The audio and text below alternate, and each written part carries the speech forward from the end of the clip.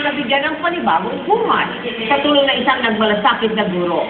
Ang nabali nitong buto at iba pang pinsala sa katawan, ngayon, naghihilom na. Nakatutok si Susan and Victor. Si Waito, ang aspin o asong Pinoy na nasa nasaan sa tapat ng isang paaralan sa Pasay City noong Agosto 24. Duguan at halos hindi makalakad dahil sa nabaling buto. Nang makita ng teacher ng Video Belazareto ang buto ng aso, gumawa siya ng paraan na magamot ang tinamong pinsala ng aso. Nga po, sinakay ko po siya sa tricycle, pupunta po sa Cartimore po, nga po sa Vet in Practice. And then doon po, pina-x-ray po siya. And then, actually po, almost yung mga doctors din po, na medyo nawalan din po sila ng hope kasi nga po nakita nila na talagang durog na po yung dalawang paa niya. Bali, both legs po niya fractured. Yung the right one, this one na hindi natin sinurgery, may old fracture na siya. Dahil doon sa tindi ng pagkabaling sa dalawang paa pati na ang pagkadurog ng brother ng aso, iminungkahi raw ng veterinarya na euthanasia na ang aso. Sa pamamagitan ng euthanasia o nurse killing, tinuturukan ng gamot ang aso na magpapahinto sa paghinga at pagtibok ng puso nito.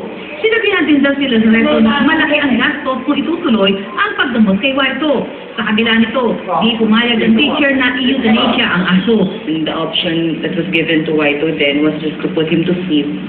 And then sabi ko po na parang give us siguro mga 1 day pa para po makita na po natin, let us put him in, under observation nga po na makasakaling bumalik po yung bladder, fruits, dextrose, and mga antibiotics. Sa tulong ng kaibigan at mga mapagmahal sa hayop, nadala sa isang vet hospital sa Mandaluyong si Waito. Inoperahan ang nabaling buto nito. Ngayon, masigla na si Waito at handa na muling humanap ng pamilyang magmamahal sa kanya. Tumatayo po siya pag sinasabi po ng mami, kung kaya mo yan, kaya mo yan. Yun nga po, kasi may dog din po ako. So, alam ko po yung feeling na, alam ko po na ang trato ko po talaga sa mga dogs is hindi po talaga dogs. So, alam ko po na talagang lumalaban po siya.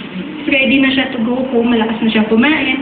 Makikita nga lang natin, we still have to manage yung wound kasi it will take a while before talaga siya mag-heal. Susan Enriquez, nakatutok, 24 oras.